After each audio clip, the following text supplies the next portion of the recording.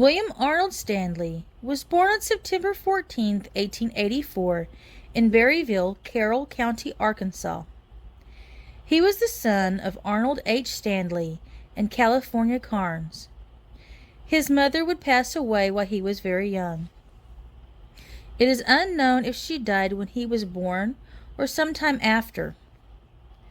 His father would remarry in 1887. He would wed Nancy Muse.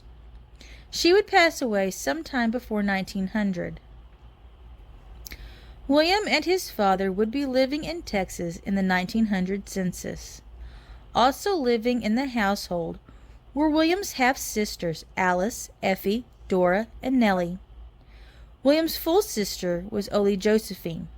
She would be married to her first husband at this time and living in another part of Texas. Sometime during the move from Arkansas to Texas, his last name changed from Stanley to Stanley. William had an elementary education and as a result could not read or write very well, if at all. This is clear by him signing documents with an X. When he was 11 years old, he went on a wagon train from Arkansas to New Mexico. A family story says that his Uncle Ples took him to New Mexico and then returned to Arkansas, leaving William out west. However, this is a story not backed by any evidence. No matter how he ended up in New Mexico, we do know that he was a cowboy on cattle drives. He worked as a crew cook on the chuck wagon, making sourdough biscuits and sewing ducking for tents on a sewing machine. He would recount stories of his life to his grandchildren. He would tell them about having to fight off bandits that were trying to steal the horses one night. He told of one night of a lightning storm that hit the herd. He and the rest of the crew watched as lightning jumped from horn to horn on the cattle, hoping and praying that it would not hit them as well. In 1900, he is living with his father and half-sisters in Johnson County, Texas. He would be 18. His stepmother had passed away before the census. This could be why William started to settle down. He may have wanted to help his father and his sisters. William's father would pass away in about 1913 from unknown causes, and his burial place is not known. No death record has been found yet, and it is unknown what happened to William's younger sisters. William would go to Ardmore, Oklahoma, in search for cotton choppers in about 1912 or 1913. He would stay with the Charles McKinney family in their 3-room home. He caught the eye of the oldest McKinney daughter, Ruby May. She and some friends were peeking at him through a knoll-hole. He was the most beautiful man she had ever seen. He had coal-black hair and all of his teeth. She turned to the other girls and told them not to get too interested, as she would be the one to marry him.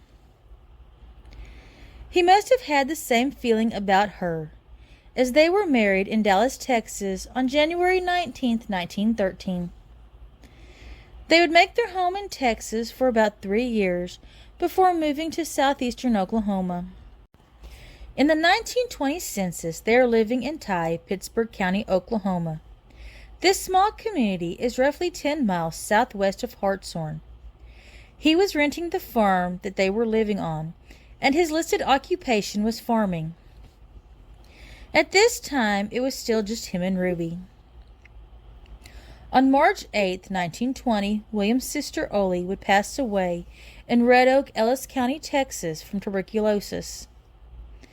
Their first child was Willie May, born on March 28, 1924. January 13, 1926, would bring tragedy to the family. A coal mine explosion at Mine 21 of the Degnan-McConnell Coal Company in Wilburton would claim the life of Ruby's father, Charles Thomas McKinney. Her brother Cecil would be missing for 24 hours.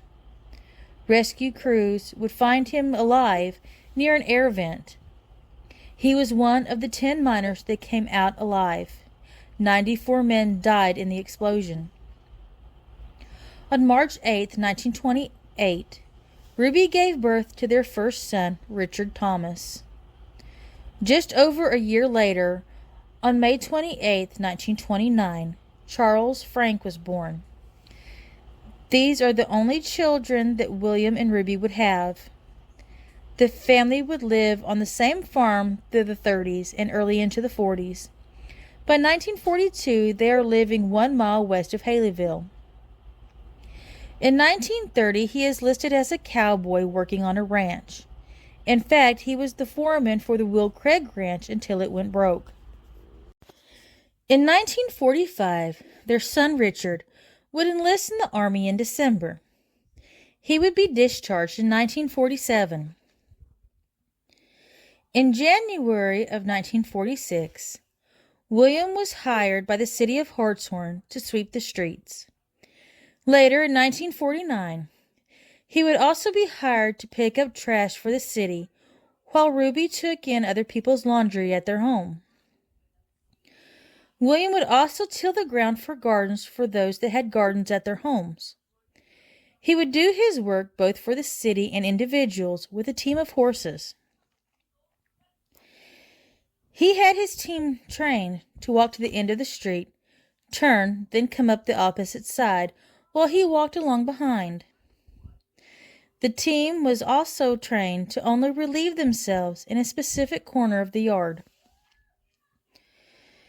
In the 1950 census, they are living on West Modoc Avenue in Hartshorn.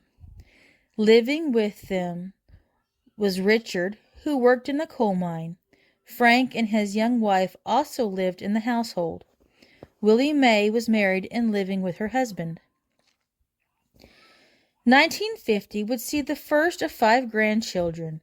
Judy would be born to Frank and his wife on May 29th. On February 19, 1952, Richard married Mamie Louise Williamson. For unknown reasons, William called this daughter-in-law Mrs. Perkins. Their first child would be Richard Anthony, born on December 27th. Frank's second child, Kathy, would be born on January 26, 1954. Richard and Mamie would have Clarence Arnold on November 17, 1954. The last grandchild would be Richard and Mamie's daughter, Diana, born on June 23, 1956. William had a nickname for Diana.